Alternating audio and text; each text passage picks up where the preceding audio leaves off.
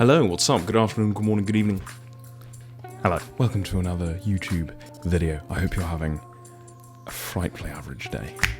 So yeah, 255, working title, little documentary that has just started shooting with a good friend, Charlie. And today I'm going to walk you through how I set up and lit the shots from this little segment.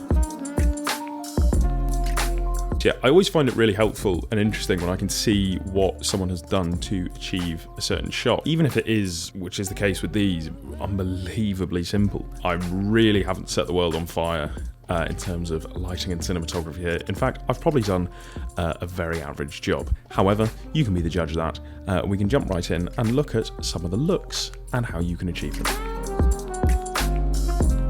So the first of the three shots was our little bedroom scene, and this was super simple. I just fired a light in through the window. Luckily, we were on the ground floor, so this makes things much easier. If you're having to telescope stands up into first floor windows, it's not very much fun, because that shit can fall over and kill someone dead. Not what you want to happen on your video shoot. But yes, we're on the ground floor. I simply took a Godox 100 watt, because it was the only light I brought with me, took it outside, put a blue gel over the top, and fired it straight in through the window. Simple. Now, the shot is pretty stylistic, especially for a documentary, but I don't care. I want it to look like a movie. If you're firing lights in through windows to mimic, in this case, moonlight, which is why it was very blue, you really need quite a powerful light with quite a narrow beam, and it needs to be a long way away firing into the window. Because I didn't have that much wattage, I just had to set it up quite close to the window and fire it straight in. But you know what?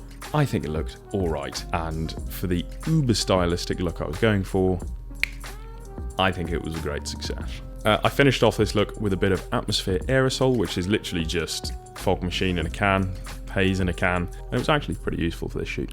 Scene number 2.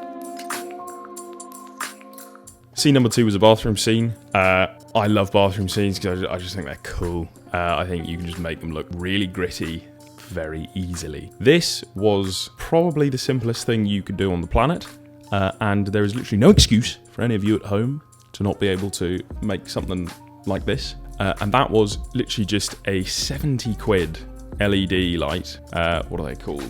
The YONGNUO OG Generation 1. Strip light rested upon these peg hooks that were up above the sink, and just firing straight down. All other lights off, and yeah, that's pretty much it. But this shot really is all in the grade, pushing it sort of into that very cool, very green tones, which gives it that very sort of film-like bathroom shot.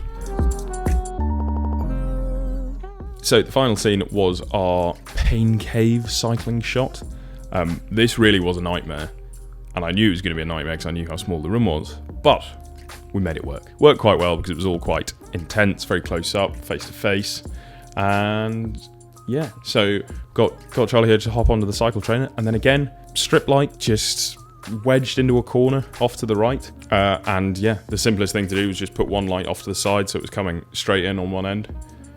Yeah, there were a lot of shadows, there were a lot of highlights. It didn't need to be amazing, take a load of time to set up, but taking a little bit of time to rig a few lights just made what is going to be a B-roll sequence for this documentary. Instead of just waking up, showing up to Charlie's house, filming him doing this thing, you're just pushing it a little bit more into the film realm as opposed to just being a sort of, show up a shoot with your camera and it's a documentary. Now, a lot of the time you are just going to have to show up with your camera and shoot your documentaries, but if you ever have the opportunity to just set up a few lights and really just make your cutaway sequences, make your B-roll sequences much more stylistic, then you, my friend, are going to have a very sexy documentary indeed.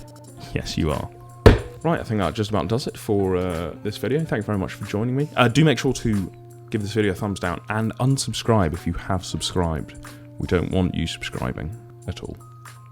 So thank you very much for that. I'll see you in the next video.